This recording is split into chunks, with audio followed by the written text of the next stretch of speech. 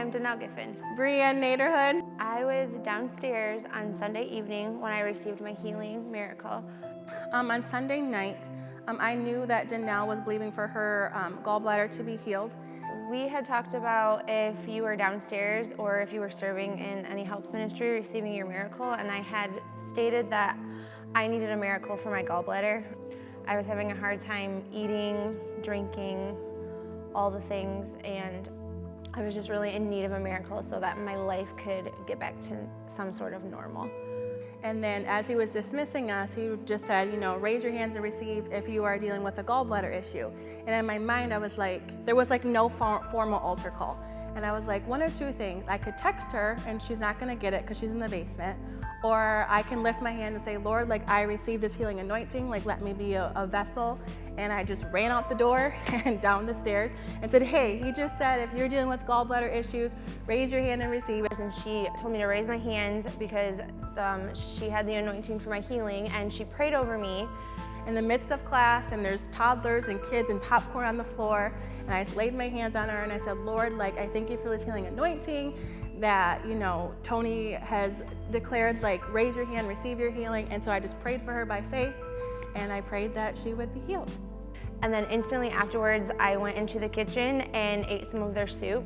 It had dairy in it, and I had no reaction at all. My stomach did not hurt at all. I went home and ate chips and salsa, and I drank normal coffee the next morning and did all the things, and I received my healing that day, and I am still walking in my healing. I have no issues with my stomach, and I am continuing to have a normal diet and go back to the things that I love and enjoy.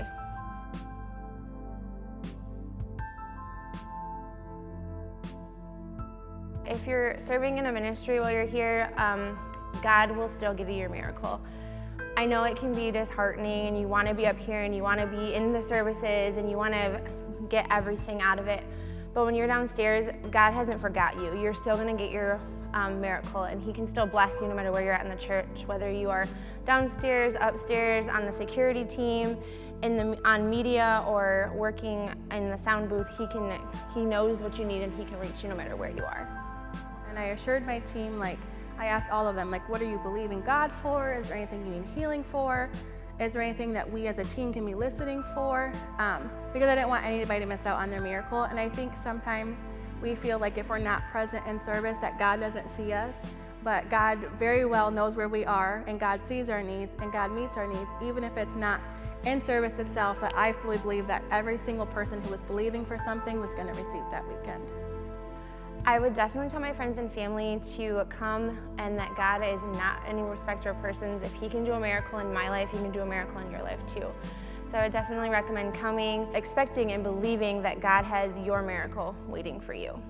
I would say to my friends and family with this coming weekend, with this miracle conference, to come, to give it a chance. I know sometimes when you hear signs and wonders and miracles, it can be a little scary for those who don't understand. But I would just say, come and be a part and join and allow, God to either minister to others and just bear witness, or even to yourself. I would say get here, see what God's power can do, see what the anointing can do, see what healing ministry can do, and you would be amazed.